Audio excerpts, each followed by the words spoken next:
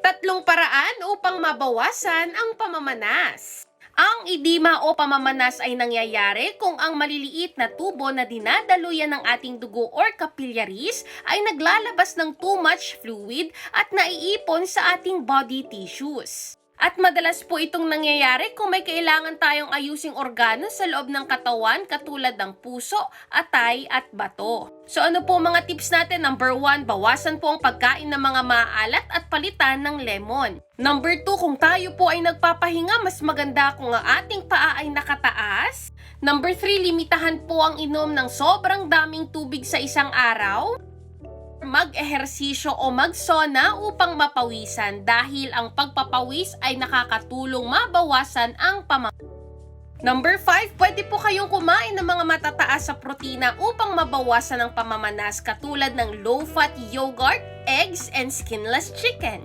Isa sa pinakamahalagang paraan upang mabawasan ang pamamanas ay sa pag-intake po natin ng diuretics. Ang diuretics po kasi o mga water pills ay tinutulungan ng ating bato na tanggalin ang sobrang asin at tubig sa ating blood vessel sa pamamagitan ng pag-ihi.